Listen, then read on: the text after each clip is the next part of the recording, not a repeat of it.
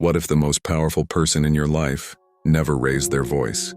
What if the one who had everything figured out was also the one nobody really noticed? Here's the thing. We've been taught that success is loud, that winners announce themselves, that if you're not talking about your grind, you're not working hard enough. But what if we've been completely wrong? Most of us wake up every day carrying something heavy. A dream we haven't started yet, a goal we keep rewriting, a version of ourselves we keep promising will become someday. And you know what the painful part is? It's not laziness. It's not that we don't care. It's that we care too much about what other people think. We wait for permission. We wait for the right moment. We wait for someone to look us in the eyes and say, "Juan, you're ready."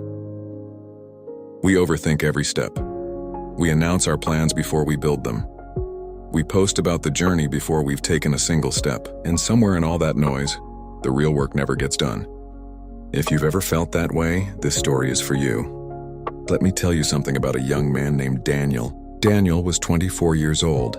He lived in a small town, the kind of place where everyone knew everyone, where neighbors talked over fences and news traveled faster than the wind.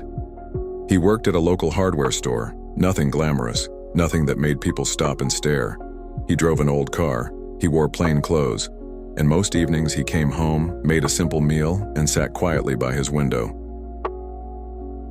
People in the town didn't think much about Daniel. He was, in every sense of the word, ordinary. But there was one man in that village who watched Daniel differently. His name was Mr. Ellis. He was old, 70, maybe older. He had a small garden, a worn wooden chair on his porch, and eyes that seemed to understand things before you even said them out loud. Mr. Ellis had built 3 businesses in his lifetime, raised a family through hard times, and lost everything once, and rebuilt it all again in silence. Nobody in town talked about him much either. 2 quiet men, 1 village, and a lesson that would take Daniel years to understand. Daniel had dreams, big ones. He wanted to start his own business, a woodworking shop, handmade furniture, custom pieces, something built with real care. He had the skill. He had the passion. He'd been drawing designs in a notebook since he was 17. But every time he got close to starting, something stopped him. He'd tell his friends about the idea. They'd shrug. "Shh, that's risky, man." He'd look at his savings. Never enough, not yet.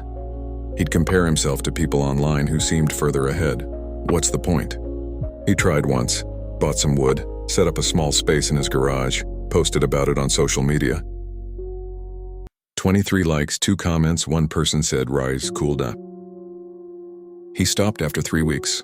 Then he tried again, this time with a plan, a whole spreadsheet, goals, timelines. He told everyone at work. They smiled politely. 6 weeks later, the spreadsheet was still open on his laptop, untouched. He was stuck, not because he lacked ability, but because he was building for the audience, and the audience wasn't showing up. He was exhausted and kinda ashamed. One evening, Daniel was sitting on the curb outside his house, staring at nothing in particular. Mr. Ellis walked by slowly, the way old men do, like they have nowhere to rush to because they've already learned that rushing doesn't get you there faster. He stopped, looked at Daniel, and sat down beside him on that curb without being invited. For a long moment, neither of them spoke. Then Mr. Ellis pointed to a large oak tree at the end of the road. "You see that tree, son?" Daniel nodded. "How old do you think it is?" Daniel shrugged. "I don't know. 50 years, maybe more." 83 years, Mr. Ellis said quietly. "I watched it grow. You know what it did for the first 40 years? Daniel waited. Nothing that anybody could see, just roots. Deep, quiet, invisible roots. No fruit, no shade worth sitting under, nothing to post about. He smiled gently at that last part. But it was working, every single day, in silence. He let that sit for a moment. Then he said, "The world is full of seeds that died because they kept coming out of the ground to check if anyone was watching." Daniel didn't say anything. He didn't need to. Something shifted in Daniel after that night. Not all at once, that's not how real change works. But he went back to his garage, quietly, without telling anyone. He didn't post about it. He didn't announce a comeback. He just started working. A table first, then a chair, then a small bookshelf for the elderly woman next door who mentioned she needed one. Weeks passed, then months. He stopped checking for reactions, stopped measuring himself against timelines. He just showed up every evening after work in that little garage, and he built things. And guess what? The work got better, his hands got steadier, his eye for detail sharpened. He started to enjoy the process instead of performing it. 8 months later, a woman from the city came through town and saw the bookshelf through his neighbor's window. She asked who made it. She ordered 4 more pieces. Then she told a friend. Daniel didn't go viral. He didn't get 1 million followers overnight. But he started getting paid, consistently, to do the thing he loved. And every single morning he drove past that oak tree and understood something most people never get to understand. Folks, here's what Daniel's story is really about.